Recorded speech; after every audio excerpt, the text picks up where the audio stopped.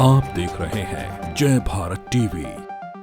अगर एक सीट पर हमारे 10-10, 15-15 दावेदार हैं, इसका मतलब पार्टी का भविष्य बहुत उज्जवल है। महंगाई कोई अकेले उत्तराखंड में नहीं है, जो कांग्रेस शासित राज्य हैं उनमें इससे ज्यादा महंगाई है। पार्टी अगर चलानी है तो उसके अनुशासन को भी मानना जरूरी है, और अगर कोई नहीं मानता है तो पार्टी को उसको मनवाना पड़ता है। अवसर के हिसाब से ये लोग व्यवहार करते हैं।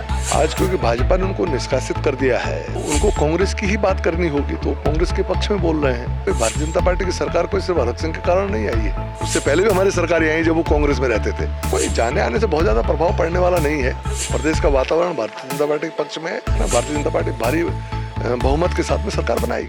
नमस्कार, आपके साथ मैं हूं अंकित काला। आप देख रहे हैं जय भारत टीवी। उत्तराखंड में साल 2022 के विधानसभा चुनाव को लेकर के भारतीय जनता पार्टी लगातार तैयारी कर रही है। इन सब बातचीत के लिए हमारे साथ धर्मपुर विधानसभा से विधायक विनोद चमोली जी हमारे साथ हैं। आप पूर्व में मेयर भी रह चुके हैं। इसके अलावा लगातार आप भारतीय जनता पार्टी की रीति नीतियों को जनता तक में पहुँचा रहे। सर, जय भारत टीवी में आपको हाँ, धन्यवाद। धर्मपुर की विशेषकर हम बात करें विधानसभा की, क्या माहौल है वहाँ पर? बहुत ही उत्साहजनक माहौल है।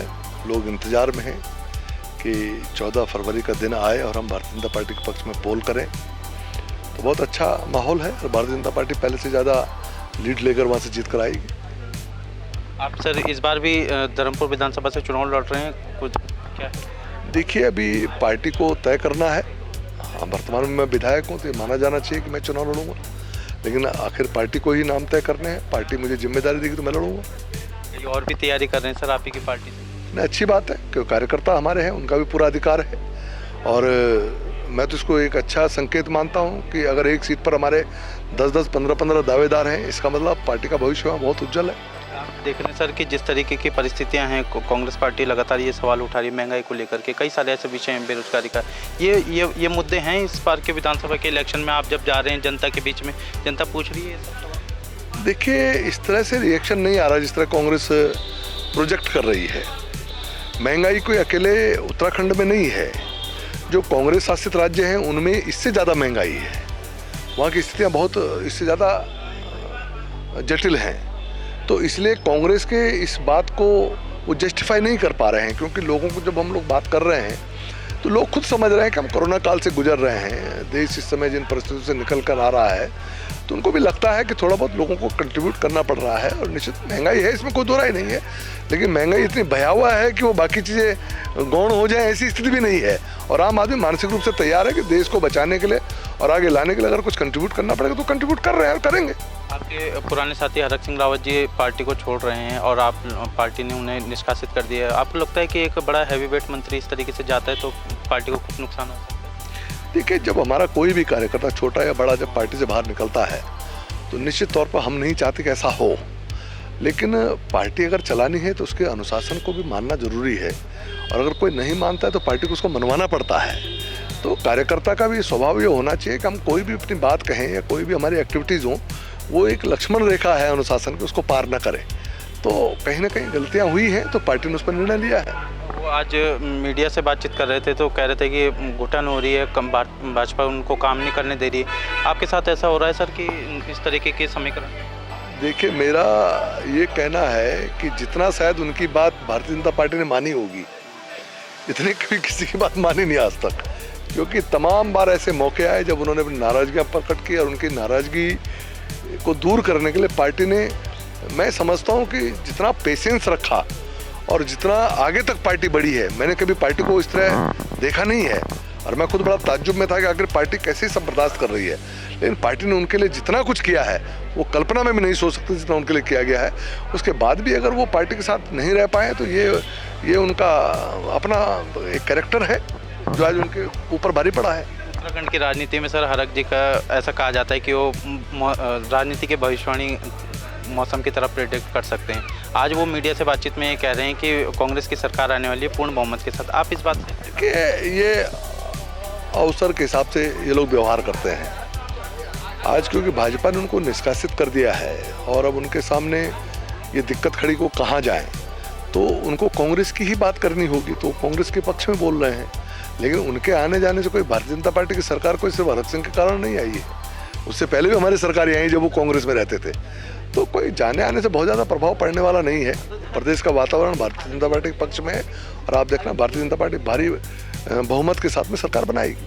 सर, धर्मपुर विधानसभा जिस सीट से आते हैं वो काफ़ी हॉट विधानसभा मानी जाती है। पिछले 5 साल के अगर हम पूर्व की बात करें दिनेश अग्रवाल जी के कार्यकाल में, और अब आपका 5 साल का कार्यकाल हो गया, तो क्या जनता के बीच में जाकर के आप अपनी उपलब्धियाँ बता रहे कि भाई जो पहले काम नहीं हो वो अब?